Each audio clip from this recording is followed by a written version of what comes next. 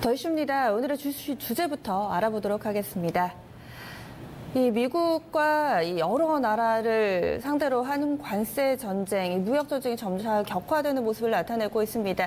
일부에서는 지금 미국이 여러 상대국들을 대상으로 해서 왕좌의 게임을 벌이고 있다, 이런 이야기들도 좀 나오던데요. 그 가운데서 지난주 후반에 나왔던 이슈, 바로 멕시코를 상대로 한 관세 부과 이슈였습니다. 5% 정도 관세 부과 이야기가 나오고 최대는 25%대까지 점차 확대하겠다라는 이야기가 전달이 됐습니다. 이에 따라서 지난주 마지막 거래일 미국 증시도 충격이 불가피한 상황이었는데요. 다우존스 산업평균지수 1.41% 하락했고 전체적으로 3대 지수가 1%대 나란한 큰 폭의 하락 움직임을 나타냈습니다. 이에 따라서 상품 시장도 요동쳤습니다. 이 멕시코 쪽의 관세 쇼크로 인해서 WTI는 5% 넘는 5.5%나 급락하는 모습이었고요. 안전자산 선호 심리가 뚜렷해졌죠. 이에 따라서 금값은 또 급등하는 모습을 보여줬습니다. 가장 크게 타격을 입는 쪽이 자동차 산업이라고 다들 좀 알려져 있죠. 우리나라뿐만 아니라 전 세계 글로벌 완성차 메이커들, 그리고 부품 이런 공장들이 멕시코에 상당수 자리를 잡고 있습니다. 이에 따라서 현재 보고 계시는 것처럼 지난 31일 기준으로 글로벌 완성차 메이커들 주가 움직임을 보고 계신데요. 닛산이 5%나 급락했고 르노도 4.5%대 하락했습니다. 상승한 종목이라고는 중국의 지리자동차 정도 강보합권 나타냈고, 대체적으로는 큰 폭의 하락 움직임, 많이들 아시는 것처럼 기아차가 또 지난 금요일에 하락 움직임 뚜렷하게 나오기도 했습니다. 그러면 이런 부분 오늘까지 우리 증시에 영향을 좀 미치고 있는데 일부는 또 금방 회복하는 움직임을 보여주기도 합니다. 과연 이 멕시코의 관세 부과 이슈는 어떻게 해석을 해야 될지 먼저 산업계 이야기부터 나눠보도록 하겠습니다. 산업연구원의 이한구 박사 연결돼 있습니다. 박사님 안녕하세요. 네, 안녕하세요. 네, 지금 이 멕시코 쪽의 관세 부과와 관련해서 아무래도 자동차 산업에 대해서 상당히 좀 관심이 많습니다. 지금 자동차 산업 전반에 미칠 영향은 어떻게 파악하고 계신가요?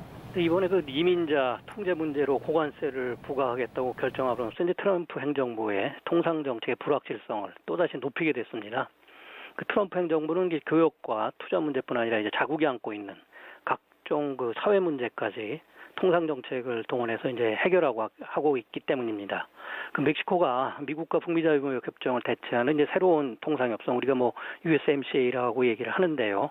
이것을 이제 타결했고, 또 우리나라도 한미 자유무역 협정을 이제 재개정했지만 이 트럼프 행정부가 예측 불허의 이유로 언제든지 한국산 자동차 부품에 대해서 수입 규제 조치를 취할 수 있다는 점에서 이 긴장의 끈을 놓아서는 안 될 걸로 봅니다.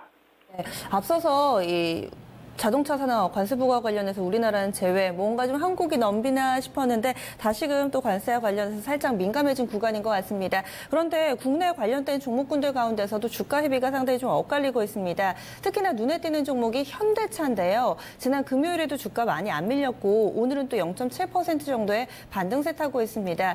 일부 증권가의 분석을 보니까 다른 완성차 메이커들이 더 공장이 많고 더 타격을 받는 부분이 크기 때문에 현대차 같은 경우는 멕시코 공장 은 없어서 오히려 또 수혜가 된다, 이런 반사이익에 대한 기대도 있더라고요. 어떻게 보시나요? 네, 뭐 1월, 4월 미국 시장에서 현대차는 경쟁업체들이 대부분 또 판매가 감소했는데 전년 동기 대비해서 이제 판매도 증가를 했고요.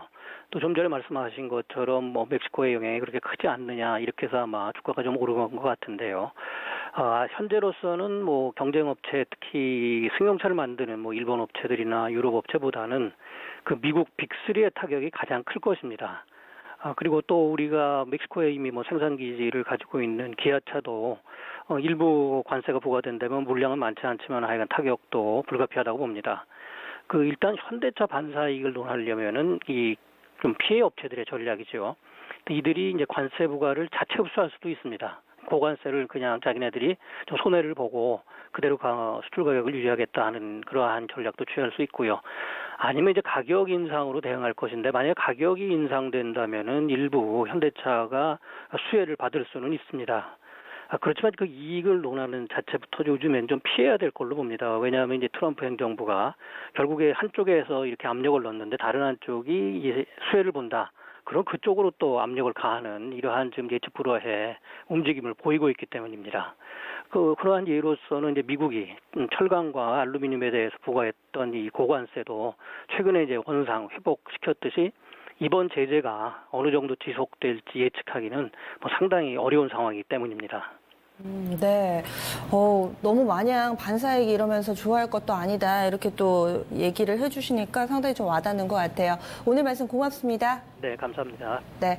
자동차 산업, 물론 여기에 대해서 지금 셈법이 좀 복잡해졌습니다. 플러스 마이너스 효과가 있을 텐데, 만약에 우리가 이것에 대해서 또 즐거워한다면은 미국 쪽에서 어떻게 또 압박이 나올지 모르기 때문에 조금은 자제하자 이런 이슈까지도 언급을 해주셨는데요. 그러면은 팩트체크 다시 한번 해보고 그 밖에 자동차 산업 외에도 영향 미치는 기업들 좀 보겠습니다. 허준식 해설위원 함께 하는데요. 지금 보니까 단기적으로는 6월 달에 5% 얘기가 나오는데 25%대까지 확대한대요. 어떻게 좀 앞으로 바뀌게 될까요? 예, 뭐 내용들을 좀 잠깐 보겠습니다. 그 미국이 대통령 성명을 통해서 국제 긴급 경제 권한법 IEPA를 근거로 해서 이제 오는 6월 10일부터 멕시코산의 모든 수입품에 5% 관세를 부과할 거예요. 자동차뿐만이 아니라 싹 다 그냥 멕시코에서 들어오는 거에 대해서는 관세를 부과하는 거고요. 그 조항을 달았는데 불법 이민 문제에 대한 해결 노력이 취해지지 않으면 다음 달 7월부터는 이제 매달 5%씩 상향을 해서 10월이 되면 모든 수입품에 대해서 25%까지 관세를 올리겠다고 발표를 했습니다. 불법 이민이 계속되면이라는 조건을 붙여놓았기 때문에요. 멕시코에 대한 협상력을 높이려는 의도다라고 해석하는 쪽도 있어요. 그래서 실제로 전체 분위기는 관세 부과 실행될지는 아직은 좀 불확실하다라는 쪽에 의견이 좀 많은 것 같고요. 뭐 실제로 실행이 된다고 하면 뭐 직관적으로 뭐 다들 느끼시는 것처럼 멕시코에 공장하고 있는 한국 차 업체들한테는 좀 부정적이다라고 보시면 될 것 같고요. 그리고 이제 이건 아까 이제 그 이한구 연구원도 이야기했습니다만 멕시코에 기지가 나가 있는 미국이나 일본 업체들도 다 같이 똑같이 관세를 맞는 것이기 때문에요. 미국으로 들어오게 된 수입차들, 특히 소형 차종이 많다고 하는데요. 소형 차종에 대해서는 단가가 상승이 될 것이고, 그러면 차 수요가 줄어들 수도 있겠고, 그리고 글로벌 완성차의 어떤 생산 믹스가 이동되게 될 수 있는 그런 시황 변화도 장기적으로 이어진다 그러면 팔리지 않는 소형차는 덜 생산하게 될 수도 있겠죠. 이런 상황들을 이야기하고 있고요. 그리고 주말에 글로벌 시황은 이런 상황들을 반영하게 되면서 좀 안 좋았습니다. 워낙에 이제 미중 통상 이슈에다가 또 미국이 이제 멕시코까지 때리기 시작하니까 다 안 좋았던 건데요. 보시면 5월달 주요국 증시 등락률로 놓고 보면 일본 니케이 225가 7.4% 급락했고요. 우리도 한 7.3% 밀렸었고 프랑스 까크가 거의 7% 밀렸고요. 스톡 50은 이제 그쪽 유럽 쪽 요량지로만 만들어져 있는데 6.7% 정도 밀렸고요. S&P 500도 6.6%, 올컨트리 월드 인덱스 그러니까 전체 주식 합산해 보면 6.2%가 밀렸고요. 상해가 한 5.8%, 닥스가 5%, 그다음에 영국이 한 3.5% 밀려났습니다. 뭐 이거 월간으로 그렇고요. 31일자로도 보면 미국에서 자동차 쪽 멕시코 수입 비중이 높았던 제네럴 모터스가 4%대 밀렸고 포드가 2.6% 뭐 밀려났죠. 그리고 수요 둔화에 대한 우려들은 사실 미국과 멕시코 이슈도 있습니다만 전체적으로 통상 이슈가 이제 좀 계속 격화되다 보니까 이런 유가도 좀 많이 따라서 밀려났다. 그리고 사실 기름은 가장 휘발유가 많이 쓰이는 쪽이 자동차 쪽이기 때문에요. 유가도 아마 그런 자동차에 대한 수요 둔화에 대한 우려까지 겹쳐지게 되지 않았나 싶은데 그렇습니다. 그리고 이제 전체로 보면 6월 1일 날은 아침에도 말씀드렸지만 미중 3차 관세 인상이 발효된 날이에요. 그래서 추가적인 교육 피해가 좀 불가피해진 상황이다라고 보시면 될 것 같고요. 지금 17일 날 기업 공청회 또 24일 날 검토 의견 발표 그다음에 4차 관세 부과가 될 수도 있는 그 3천억 달러 규모에 대해서 마지막 중국산 수입품에 대해서 그런 상황이고 중국은 또 히토류 그다음에 또 미국 블랙리스트 본인들하고의 어떤 그 대응점에 있는 업체들에 대한 블랙리스트를 만들겠다고 해놓은 중국이기 때문에 대체로 아직은 좀 무역 전쟁이 심화되고 있는, 격화되고 있는 그런 국면이다라고 이해하시면 될 것 같습니다. 네. 네, 그렇군요. 그리고 지금 사실 이번에 트럼프 대통령이 상당히 좀 강하게 나서고 있는데 그동안에는 중국만 타겟으로 좀 집중돼 있다가 갑자기 또 멕시코 얘기가 나왔어요. 내부에서는 뭐 사위도 그리고 최측근도 말리지 네네. 못했다 이런 얘기가 나오는데 네. 이렇게 트럼프 대통령이 강공을 펼치는 배경에는 어떤 게 있나요? 처음에 말씀해 주셨던 그거죠. 그 불법 이민자 문제건 그거고요. 그러니까 그게 지금 해결될 방향이 안 나오기 때문에 불법 이민자 관련된 문제들에 대한 해결책으로 어떻게 보면 약간 으름장을 놓고 있다라고 보시면 될 것 같고요.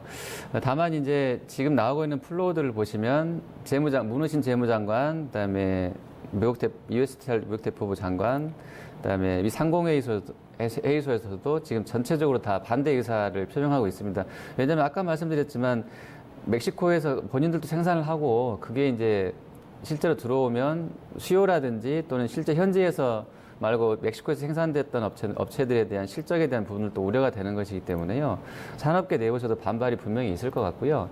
그리고 현재 멕시코 정부 측에서 그 미국으로 불법 이민자 유입 문제를 해결할 방안을 준비 중에 있대요. 마련하고 있기 때문에 사실은 전면적으로 관세를 인상할지, 그러니까 공식화될지에 대한 부분들은 아직 불확실하다. 현재 나오는 플로우로는 뭐 그럴 개연성 크지 않다라는 쪽도 있고요. 약간은. 그리고 외무장관을 지금 워싱턴으로 보내서 현지 시간으로 6월 5일부터 폼페이오 장관 만나서 협상을 개시한다고 합니다. 그래서 그 부분에 대한 기대감은 있는데 일단 상황은 좀 지켜봐야 될 것 같고요. 전체로 증권가에서도 이야기하는 걸로는 협상은 할 수도 있지만 또 협상 타결까지는 좀 시간이 걸릴 것 같다. 그래서 현재로서는 일단 조금씩은 인상될 수도 있을 것 같고요. 처음에 5%라든지 이런 쪽으로는 맞을 수 있을 것 같고 당장 6월이니까요. 그래서 시간 지나면서 25%까지 가는 극단적인 경우는 아닐 것 같고요. 어쨌든 협상은 개시되면서 좀 시간을 끌고 가면서 일단 관세 부분이라든지 또 이민자 쪽에 대한 해결 방안을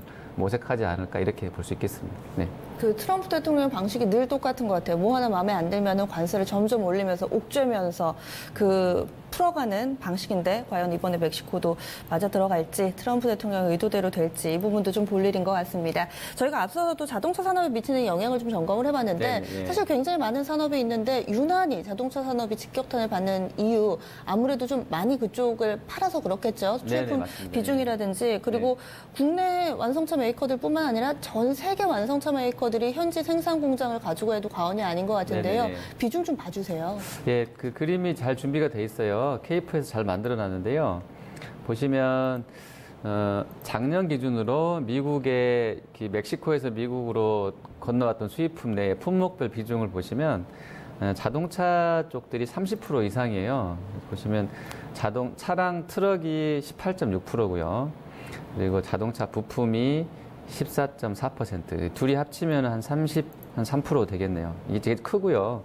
그다음에 컴퓨터 부품이 7.7%, 그다음에 원유랑 가스 쪽이 한 4%, 그다음에 통신 장비가 3.3%, 그다음에 과일도 좀 하고요. 그다음에 의류 장비, 채소, 플라스틱 고무 제품 이렇게 나와 있습니다. 그리고 글로벌 완성차의 멕시코 공장 미국 판매 비중을 보시면 올해 이건 추정치인데요.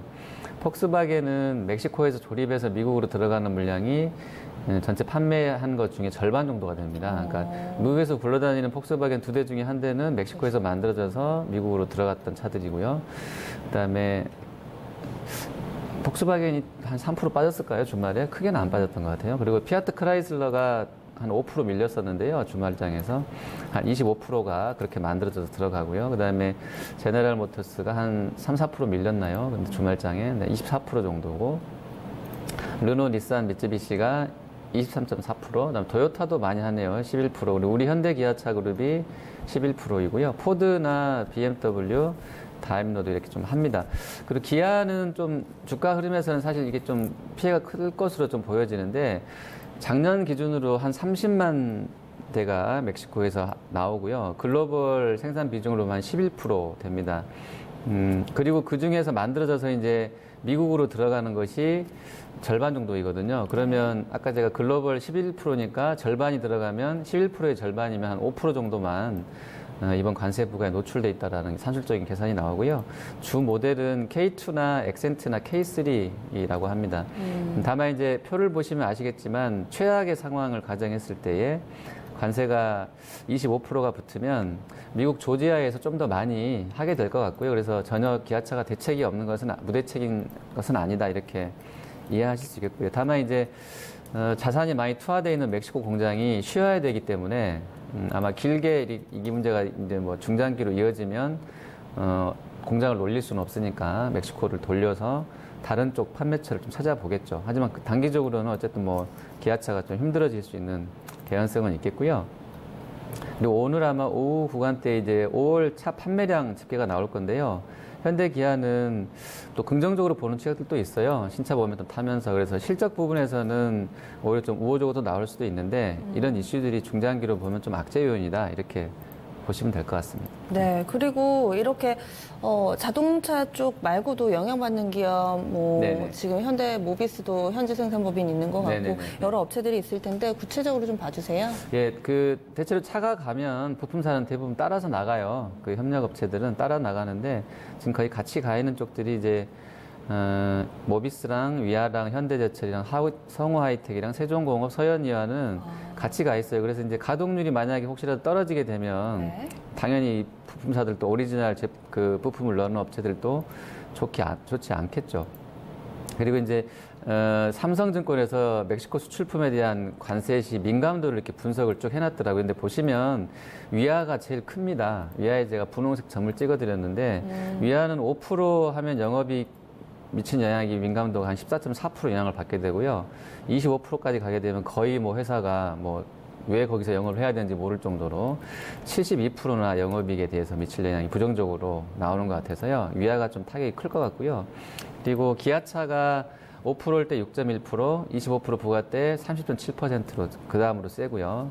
그리고 나서는 만도, 그다음에 모비스, 그리고 한원 시스템과 현대차는 뭐 유사한 정도로 뭐 1% 남짓이거나 25%까지 맞아도 뭐 두 자릿수까지는 안 간다 이렇게 보시면 되겠습니다. 그리고 이제 한원 시스템하고요, 화승 RNA랑 만도도 멕시코에 공장은 있거든요. 그래서 이제 이 공장이 현재 나가 있는 업체들이 아마 글로벌 업체들한테도 납품을 하고 있을 거고요. 아까 거의 다 나가 있기 때문에 멕시코에. 그리고 우리 현대 기아차 그룹에도 혹시 연결이 돼서 들어간다고 그러면 이 업체들도 흐름은 뭐 부정적으로 나올 수 있겠죠. 그래서 대체로 보면 기아차 비중이 높고 거기에 거래선으로 들어가 있던 부품 업체들이 부정적 영향을 받을 것 같고요. 단기로 흐름을 봤을 때는 이 네. 부분들이 다 좋지 않겠고요. 중장기로는 아까 설명드렸던 대로 활로를 찾을 것이기 때문에 아주 뭐 악재까지는 아니고요. 아까 그 전사로 보면 기아차가 5% 정도 매출 타격을 받을 것으로 봤기 때문에 그런 부분 고려하시면 이렇게 좀 출렁일 때 오히려 담는 것도 나쁘지 않겠고요. 다만 자동차는 제가 여러 차례 말씀드렸지만 이 차트 흐름을 보시면 알 수 있어요. 이게 지금 된다 안 된다 이런 걸 떠나서 거의 뭐 기아는 9년의 최저치 아니었을까요? 주가 흐름이 거기서 조금 올라오고 있는 거고요. 그리고 이제 현대도 마찬가지고 코스톨라니가 그런 말을 했습니다. 시간이 좀 남아서 앙드레 코스톨라니가 전설적인 투자자인데 이분이 했던 말 중에 하나가 본인은 나는 차트를 잘 보지 않는다. 하지만 차트에 관심은 있다. 그래서 어떤 주식을 살려고 할 때 차트의 방향성이 내가 살려고 하는 포지션과 반대면 그래도 한번 고민은 해본다라는 거였었고요. 방향성이 밑으로 빠지고 있는데 차트가 내가 그 주식을 담아야 되겠다고 생각하는 사람은 거기에 따른 확실한 근거 그리고 확신이 있어야 될 거다라고 이야기를 했고요. 반대로 올라가는데 팔겠다는 사람도 마찬가지입니다. 추세가 상승 추세인데 내가 그 주식을 또는 시장을 팔겠다고 마음을 먹은 사람은 거기에 합당한 근거가 있어야 된다는 거고요. 그러니까 본인의 어떤 아집 이런 거 말고 추세를 거스릴 수 있는 명쾌한 어떤 신호가 나오지 않았는데 어떤 뭐 그냥 느낌으로 뭐 기아차, 현대차 많이 빠졌으니까 여기서 사서 나는 들고 간다 이런 식으로 하기보다는 코스톨라니 같은 그런 그 전설적인 대가들도 그랬다는 거예요. 대세를 거스를 만한 어떤 포지션을 잡으려면 거기에 합당한 근거가 있어야 된다고 했기 때문에 지금 현재로서는 사실 자동차 산업에 대한 불안감이 더 많지 기대감이 크지는 않잖아요. 그래서 그런 부분들을 잘 조율해 보셔야 되겠고 이런 멕시코 뭐 이슈들은 사실은 주가를 단기간에 좀 기아차를 끌어내리기는 했는데 다들 알고 있잖아요. 차 안 팔리는 거, 글로벌하게 시황 안 좋은 거 알고 있고 전기차, 수소차로 가는 패러다임 시프트 과정에서 차 안 팔리는 부분, 그리고 이미 중국은 2016년부터 디레버리징이었었고 그 이후 1, 2년 전으로 차가 많이 팔렸기 때문에 수요가 안 좋았던 거 이런 걸 감안해 보시면 현재의 자동차 산업도 주가 흐름, 거기에 따른 투자 대응을 어떻게 하셔야 되는지가 답이 대략 나오실 것 같습니다. 지금 자동차도 네. 그런데 사실 네. 그 가전 쪽 삼성전자나 LG전자도 현지 생산 법인이 있는 걸로 알고 있고 네, 또 네, 포스코도 공장이 있다 그러는데 네. 이쪽은 거의 뭐 영향을 안 받는 모습이에요. LG전자랑 삼성전자는 컨셉을 네네. 삼성, LG, 5G는 컨셉을 미중 간의 통상이익이 격화되면 사야 될 수혜주 이 컨셉으로 맞추시면 될 것 같습니다. 현재 국면에서는 그렇게 보고 있습니다. 네. 그래서 이 멕시코 네네. 관세부가 이슈하는 네, 종목. 화웨이랑 연결되어 네. 있는 종목으로 보시면 될 것 같습니다. 네, 알겠습니다. 이렇게 해서 더 이슈 좀 자세하게 이야기를 좀 나눠봤습니다. 지금 보면은요, 지난 금요일에 좀 충격을 받았던 현대차 그룹주들도 대체로 좀 제자리를 찾아가고 있습니다. 기아차는 약보합권 정도로 낙폭이 좀 많이 줄어들고 양분 기록하고 있고요. 여기다가 현대차 같은 경우는 지난 금요일에도 충격이 크지 않았는데 오늘 1%가량의 상승세에 타고 있습니다. 현대모비스라든지 위아 같은 경우는 보합권 내에서의 등락 과정 보여주고 있고 만도 한우 시스템 등도 현지 생산법인이 있음에도 불구하고 오늘장 크게 좀 충격을 받지는 않는 모습 아무래도 하루 반영이 됐기 때문에 여기에서 좀 어느 정도 추가적인 하락은 멈추는 분위기입니다. 앞으로 자동차 산업 대응하시는데 참고해 보시기 바랍니다.